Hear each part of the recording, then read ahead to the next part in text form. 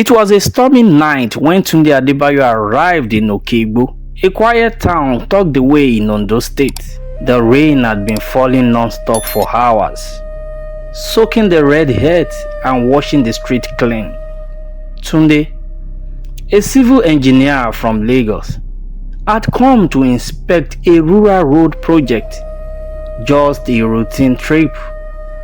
He planned to be back home in 2 days.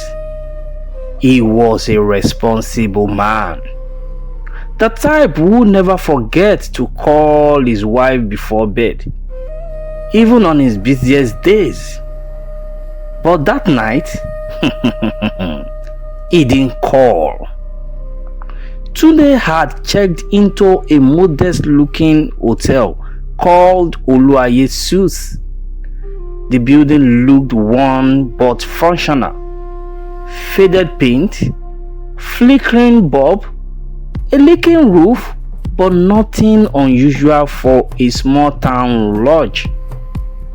At the front desk, a beautiful young woman with kind eyes and a soft voice had welcomed him. His name tag read Amaka Nwosu. Room 7, she said with a polite smile, handing him the key. She scribbled something in a logbook. "Thanks," Tunde replied, unaware that he had just crossed into something far darker than he imagined. The next morning, Ronke, his wife, waited patiently in Lagos. When the morning came and went without a call, she tried reaching him. His number was off. She tried again. Still nothing. But evening, panic had set in. She called the hotel directly. "Good evening," she said to the woman who picked up. "My husband, Tunde Adebayo, lodged there yesterday. Can I speak to him, please?" There was a pause on the line. Then Amaka's voice came, steady and emotionless. "I am sorry, ma. We don't have any guest by that name." Ronke froze.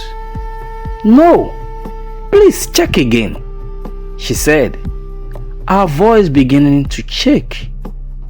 "He called me yesterday from your hotel.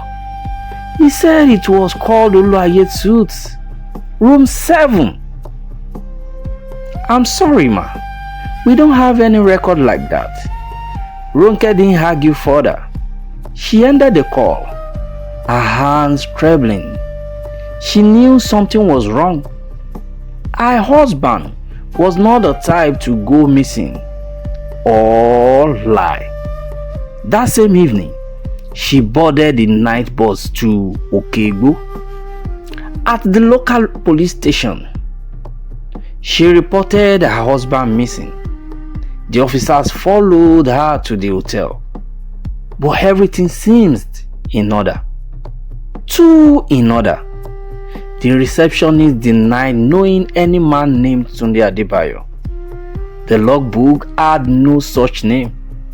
Room 7 was clean, freshly laid with new sheets, empty as if no one had ever slept there.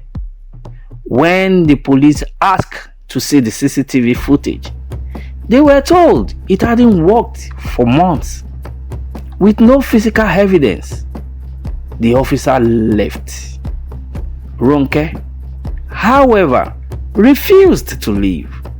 She walked aimlessly, heartbroken, down the road toward the motor park. That was when she noticed a man selling second-hand phones under a faded umbrella. Something made her to stop.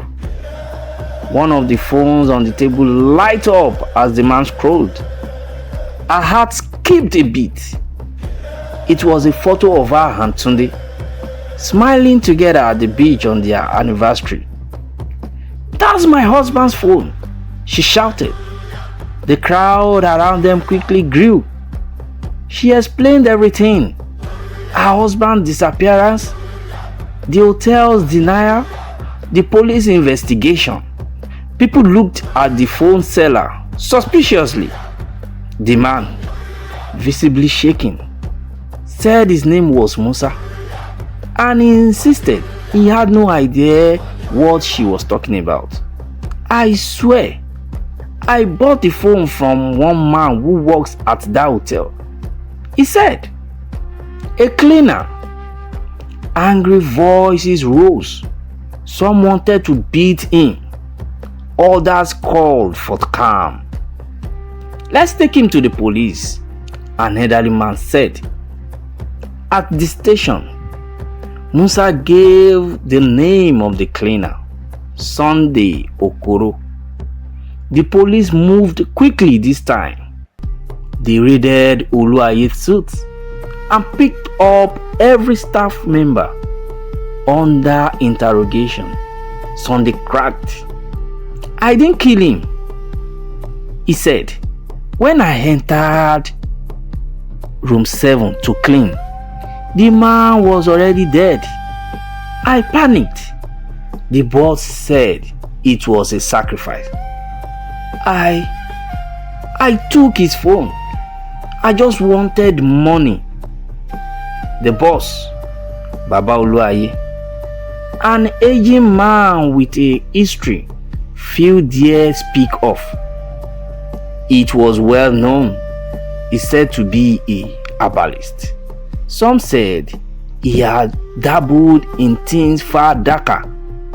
Sunday revealed that Baba had made a pact with a secret cult.